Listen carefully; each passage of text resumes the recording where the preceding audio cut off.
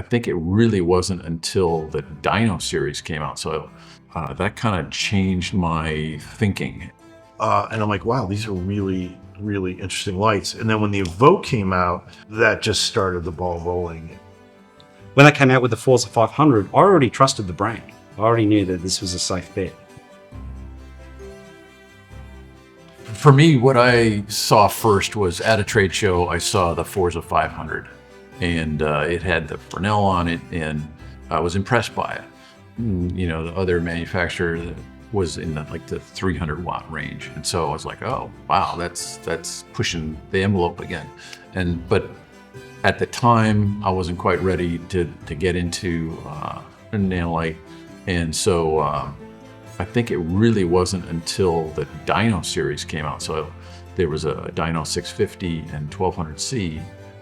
That kind of changed my thinking. It pushed the industry forward, and that's always been my thing. If you're just incrementally changing things, maybe we don't need to be involved in that. If you're pushing the envelope, and that's going to help creativity as well as technology. This is probably going back to, say, 2019. And I got a call from a good friend of mine who's a DP, Mark Raker, and he said, hey, do you want to work with me on this? We're doing a promo piece for this company called Nanlite. They got a new light. I'm like, yeah, sure. And so I went on it. It was the Forza 500, and they wanted to do a high-speed promotional video about its, capabilities of shooting at, 500 frames a second or 1,000 frames a second. And after the shoot, I was like, well, that's really kind of an interesting light. But I'm like, wow, this is like fully dimmable. I can put 2 batteries on it. I mean, it was just really quite an interesting light. So I ended up, that was my first purchase. We bought 2 of the 500Ds. And I really, really liked them. I started looking at what Nanlux was offering, and that was probably a couple of years later that we saw the Dinos, I guess, 650s and the 1200C.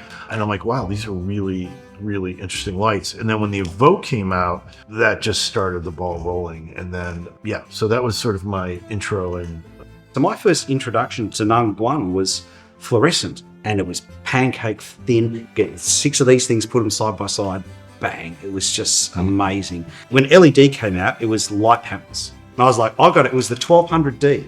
And this thing was super freaking powerful, and it was a spot LED. They had bicolor lights before anybody else.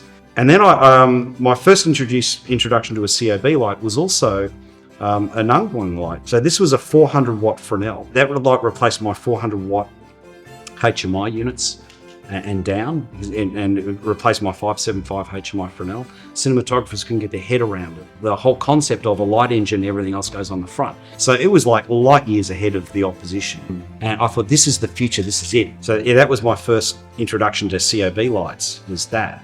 And that was way before anyone else had a COB light. So like when, the Forza 500 sort of appeared, when I got it, I was really surprised. When I turned it on and saw how bright it was and how lightweight it was, it really surprised me. When they changed their name to Nanlite, which I think was a very smart move, when they came out with the Forza 500, I already trusted the brand. I already knew that this was a safe bet. Looking at the Forza 500 and looking at what you're making now, you wouldn't know it was the same brand. The evolution, the quality change is it's just huge.